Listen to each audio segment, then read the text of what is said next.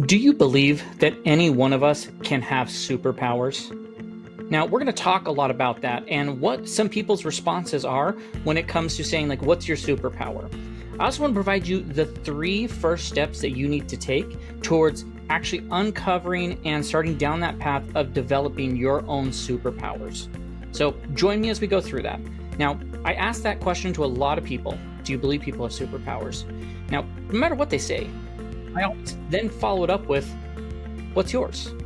Because it's interesting that even when people say, no, I don't think people have superpowers, as soon as I say, what's yours, they respond with something, which is really interesting to me, that people will look at their gifts, skills, talents, the things that are unique to them, and they won't view them as a superpower. In many cases, that's because maybe they don't define it that way. Maybe it's that they haven't actually taken the time to nurture and develop those skills.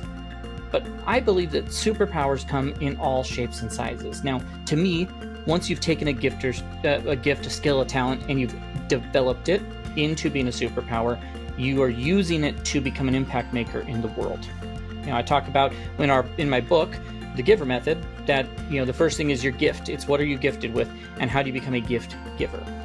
So let me talk you through some of these answers that I saw. I was watching a video, and they interviewed people who were they said 0 through 100 in age, but naturally they had to only go to people who could speak. So there's a cutoff, not necessarily 0 to 100.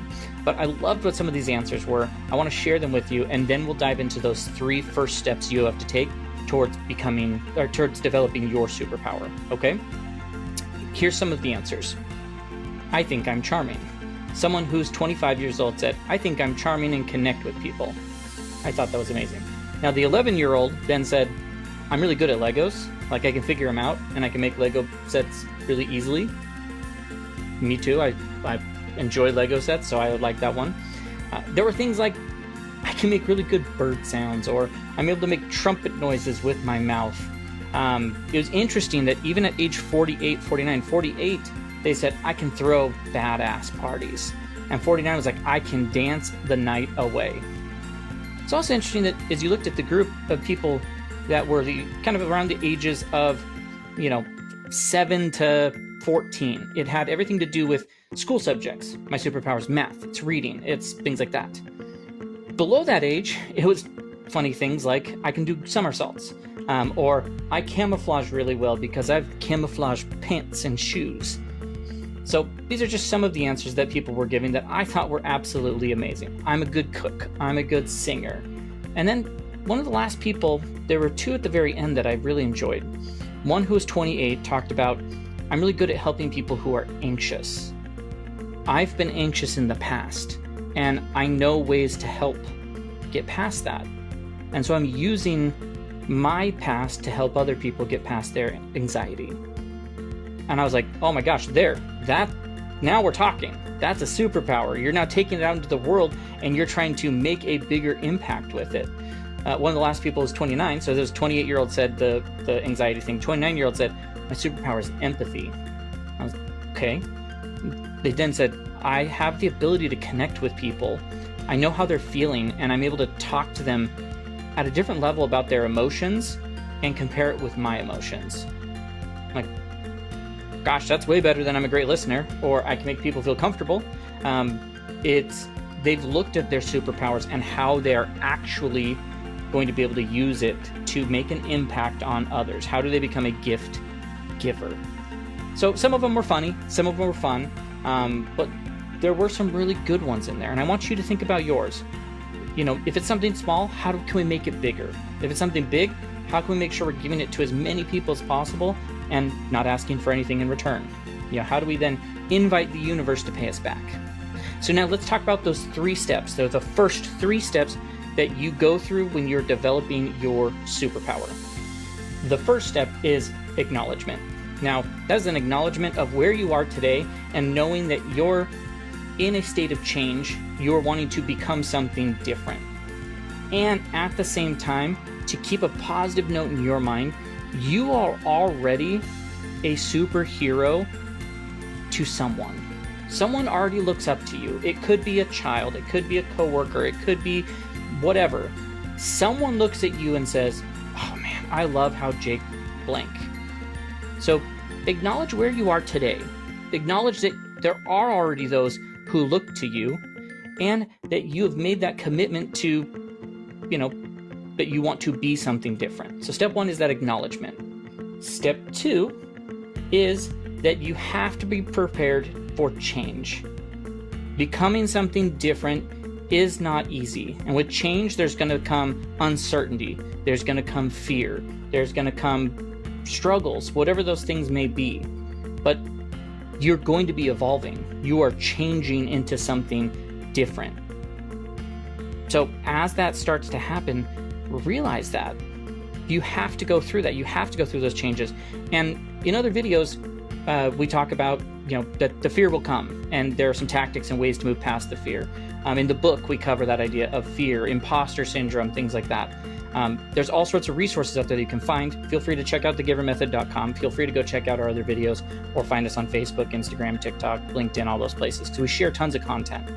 But that fear is one of the things that will get in your way. So the outcome for step 2 in those first few steps, I know I'm going to be changing and evolving. I know that's going to be hard, and I'm going to believe in myself. I'm going to believe in myself that I can get there. That belief will push you past and get you to where you want to go so much faster. Step 3 in the first steps towards developing your superpower is that you need to be very clear with what that thing is, what it looks like, and your intention once you have it. It's surprising that I tell people all the time that once you have your superpower and you give it to individuals without asking for anything in return, the universe finds a way to pay you back. It's also weird that if you're clear with your intention, that the universe finds ways to help you get there faster. If your intention is in the right place to develop that superpower, who you want to take that to and influence on and provide value to, it's weird that those things come to you faster. You develop them faster. I heard it once in an article I read where they talked about it being amplified by clear intention, which I absolutely love. So what is your intention with it? And make sure you've written that down. Each of these great exercises to write it down, reflect on them, come back to them. Who do I want to be? Who do I want to become? What's that thing I'm trying to get to? And just start working your way through those.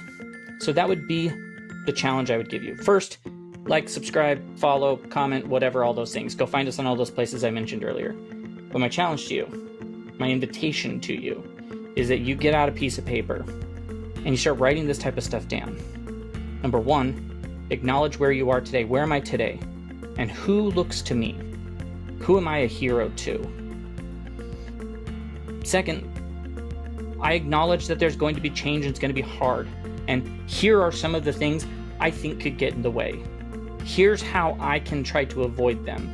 And then I want you to write in big words. If you watch Ted Lasso and you see his big yellow banner, I want you to write in big bold letters with an exclamation point, believe. Believe in yourself. Believe that you can do that. And then, of course, the last part that you're going to write on there is being extremely specific what you intend to do with this as you develop it. Because then as you get there or along the way, you're going to find the ways to practice giving your gifts and superpowers in a way that leads towards the intention of what you want. Once again, helping you develop them faster. So hopefully that's helpful. Everyone, I believe, has superpowers. I believe all of us at any time have 3 to 5 that we should be able to call upon and just be able to use in any scenario where it would be able to be effective and be able to help people. That's part of what the Giver Method is all about.